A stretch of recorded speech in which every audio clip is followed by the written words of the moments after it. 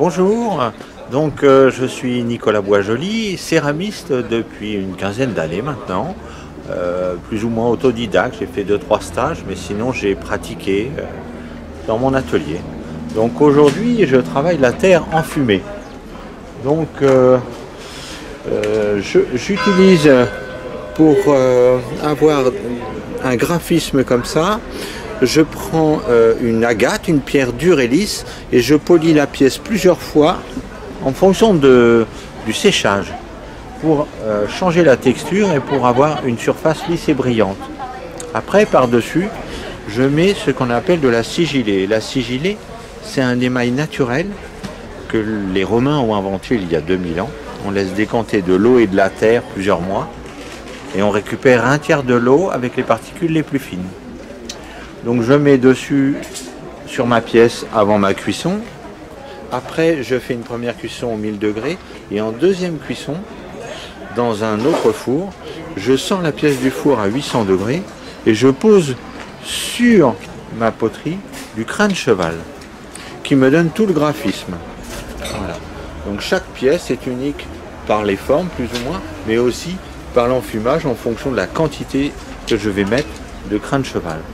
Après, j'ai aussi des pièces où, donc là c'est avec une sigille avec du cobalt, ça me donne du bleu par exemple, je change la couleur.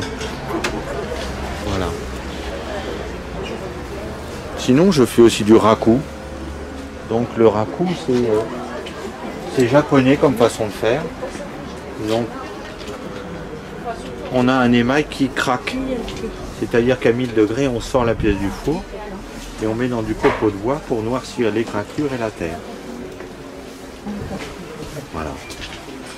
Ici je fais des pièces comme ça, découpées, que l'on peut utiliser pour mettre dehors et on peut mettre aussi une lumière. Voilà. Bien, je tourne les pièces. J'utilise une terre, ce qu'on appelle une terre chamottée, c'est-à-dire avec des grains déjà cuits pour accepter le choc thermique. Et après, donc tout est tourné.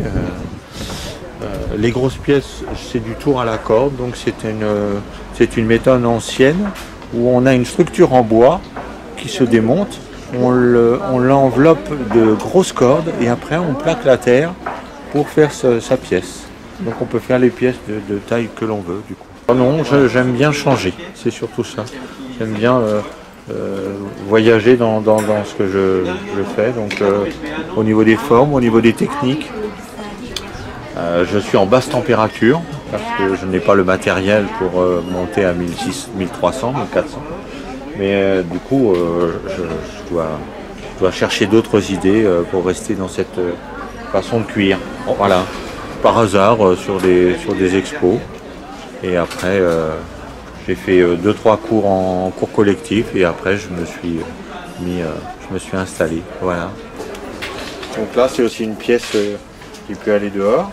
On est en mono-cuisson et donc ça ne gèle pas. Là, j'ai aussi des systèmes de lampes où je mets une ampoule à l'intérieur ou une bougie, on peut faire ce que l'on veut. Voilà.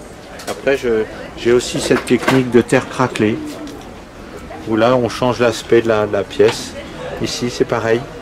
Donc j'ai aussi une sigillée rouge dessus, qui me donne un enfumage particulier. Et je joue avec le contraste vraiment de terre brute et terre polie. Voilà, là c'est pareil, c'est le même principe. Voilà. Et là aussi, on est sur une pièce craquelée, une autre façon de faire. Je cherche toujours des nouvelles solutions pour renouveler mon stock. Voilà. Non, pas plus. Après, c'est plus délicat quand on la transporte parce que c'est plus lourd et puis plus c'est gros, plus la tension est élevée. Mais sinon, non, c'est pas un problème.